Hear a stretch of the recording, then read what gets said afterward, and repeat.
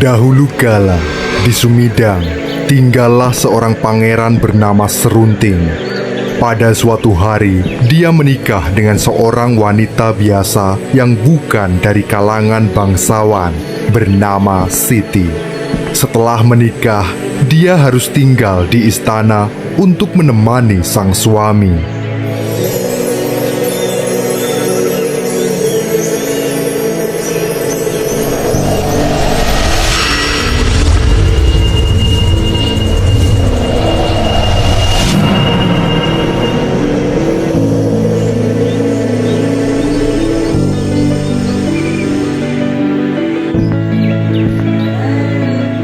Walaupun tinggal di istana yang megah nan mewah, akan tetapi Siti sering terlihat murung.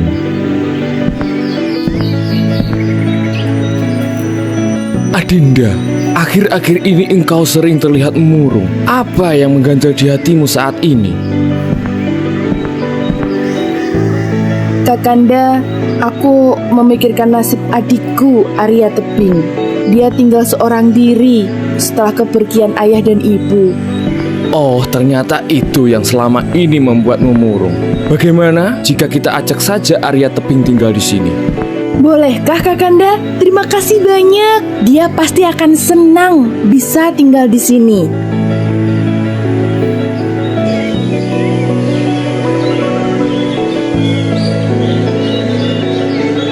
Pangeran Serunting dan Siti pergi mengunjungi sang adik di desa. Bagaimana keputusanmu, Arya?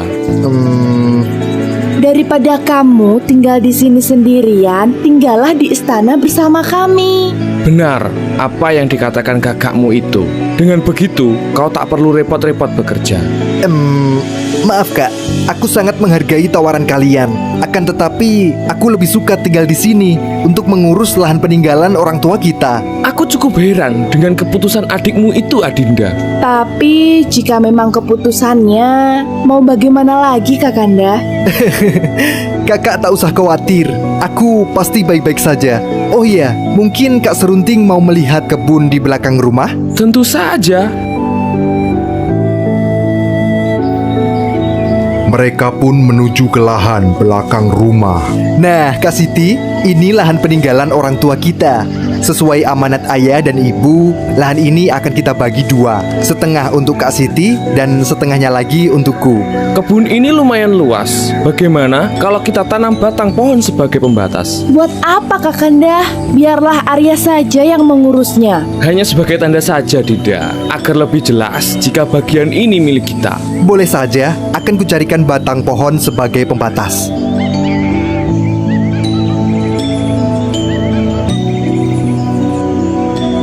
Akhirnya ditancapkanlah sebatang pohon sebagai pembatas lahan. Di satu sisi milik Arya Tebing, sementara di sisi lain milik Siti dan Pangeran Serunting tentunya. Hingga pada suatu hari terjadi sebuah keajaiban.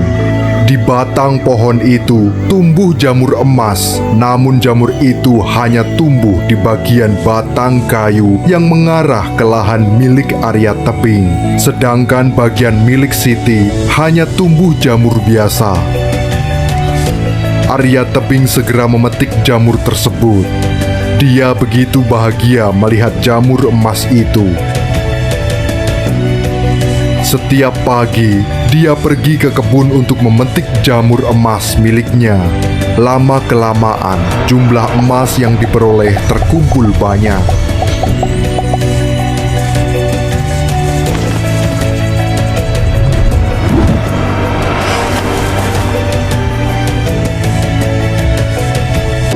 Suatu hari, Serunting mengikuti Arya Tebing yang hendak pergi ke kebun. Saat ingin memetik jamur emas, dia terkejut dengan kehadiran Serunting. Hei Arya Tebing, ternyata selama ini kau mencurangiku. Kenapa pohon pembatas ini kau ubah posisinya? Apa maksud Kakanda? Kau telah sengaja mengubah posisi batang pohon ini, hingga jamur emas yang seharusnya tumbuh ke arah kebunku malah tumbuh ke arah kebunmu. Itu tak benar Kakanda. Aku tak tak pernah melakukannya. Untuk apa juga aku melakukannya? Lagi pula jika Kakanda menginginkan jamur emas ini, aku bisa memberikannya.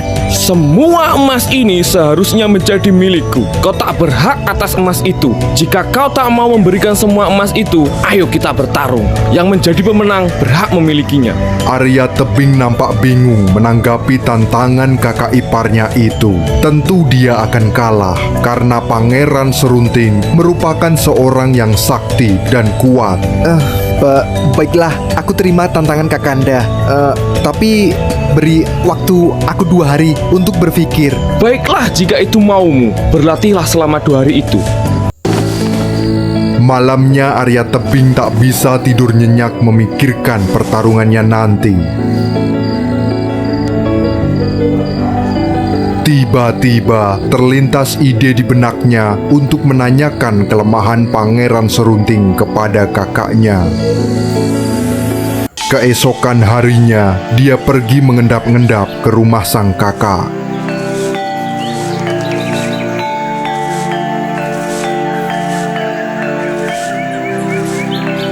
Nyap jendela kamar Siti. Arya, mengagetkanku saja. Kenapa kau tak lewat pintu depan? Ini rahasia, Kak. Ada yang ingin kutanyakan pada kakak. Arya Tebing pun menceritakan kepada kakaknya. Hal ini membuat Siti bimbang. Di satu sisi dia ingin menolong adiknya, namun di sisi lain dia juga tak ingin mengkhianati sang suami. Baiklah, akan kuberitahu kelemahannya. Tapi berjanjilah padaku untuk tidak... Tentu saja, aku tak akan sampai. Akhirnya Siti membuka rahasia kelemahan Pangeran Serunting. Hari pertarungan pun tiba. Di padang ilalang yang luas, Pangeran Serunting berdiri dengan percaya diri tanpa mengetahui bahwa Arya Tebing telah tahu kelemahannya.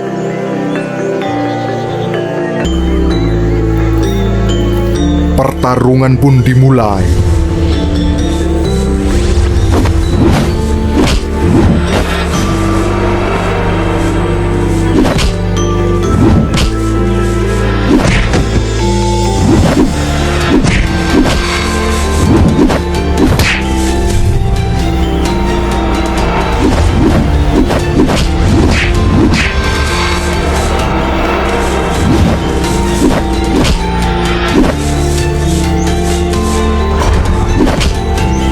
Pertarungan berlangsung dengan tak seimbang. Pangeran Serunting terlalu kuat, bukan tandingan Arya Tebing.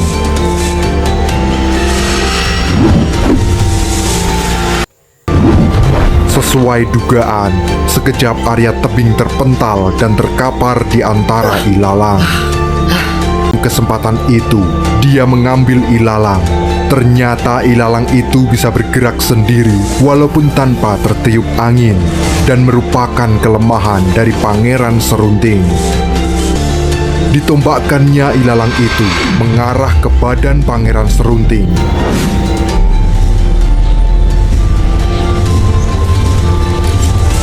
Dan mengenai lengannya.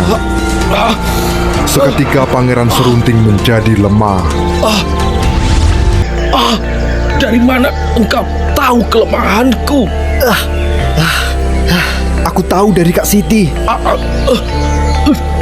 Sungguh istriku telah mengkhianatiku.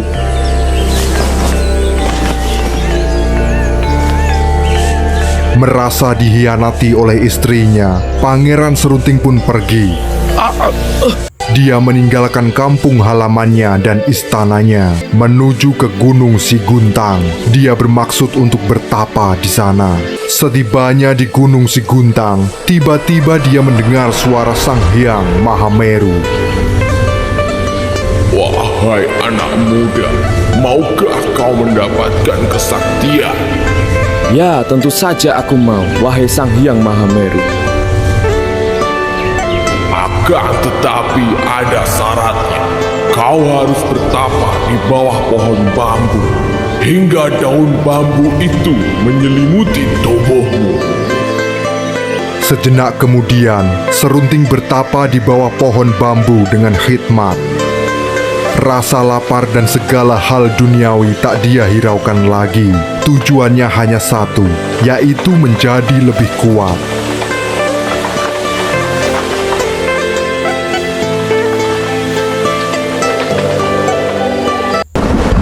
Hari berganti hari, hingga tak terasa 2 tahun lamanya Serunting telah bertapa. Daun-daun bambu telah menutupi seluruh tubuhnya. Bangunlah, wahai pangeran. Kini saatnya engkau bangun dari tapamu. Sesuai janjiku, akan kuturunkan kesaktianku padamu. Karena kau telah berhasil memenuhi syarat yang telah kuberikan padamu. Ampun Sang Hyang, kesaktian apa itu? Mulai sekarang, setiap kata yang kau ucapkan akan menjadi sebuah kutukan. Sang pangeran segera mencoba kesaktiannya itu. Dia menunjuk ke arah tanaman tebu. Wahai tanaman tebu, jadilah batu. Seketika tanaman tebu tersebut berubah menjadi batu. Serunting terkesima dengan kekuatan yang baru saja dia dapatkan. Tak lupa dia mengucapkan terima kasih kepada Sang Hyang Mahameru. Sang Hyang pun berpesan kepada Pangeran Serunting untuk menggunakan kekuatannya dengan bijaksana. Sang pangeran memutuskan untuk berkelana sebentar sebelum kembali ke kampung halamannya. Di tengah jalan, Serunting kembali mencoba kekuatannya yang baru saja dia dapatkan. Hamparan padi berubahlah menjadi emas. Tiba-tiba hamparan padi di tengah sawah itu berubah menjadi hamparan emas. Namun Serunting tidak mengambilnya. Dia kembali melanjutkan perjalanan. Saat menemui pasangan yang sudah lama berkeluarga, akan tetapi tak kunjung mempunyai keturunan. Diambilnya sehelai rambut dari sang nenek, lalu diubahnya rambut tersebut menjadi seorang bayi. Sehelai rambut jadilah bayi untuk nenek tua ini. Karena kesaktiannya itu, Pangeran Serunting dikenal dengan nama si pahit lidah. Karena apapun yang dia ucapkan selalu menjadi kenyataan. Setelah pertapaannya selama 2 tahun, Serunting yang awalnya tamak kini telah berubah menjadi manusia yang baik hati. Serunting pun akhirnya sampai di kampung halamannya. Hei Siti istriku, Arya Tebing adikku, aku kembali. Suara itu Kakanda Serunting. Hah, kakak Serunting? Iya, ini aku Serunting. Aku ingin meminta maaf kepada kalian atas perbuatanku dahulu, karena aku terlalu sombong dan serakah. Tentu saja aku sudah memaafkanmu, Kak Serunting. Bahkan sedari dulu aku tak membencimu sama sekali. Serunting yang telah mendapatkan julukan si pahit lidah tak menaruh dendam kepada Siti dan adik iparnya Arya Tebing. Mereka bertiga pun hidup bersama dengan rukun.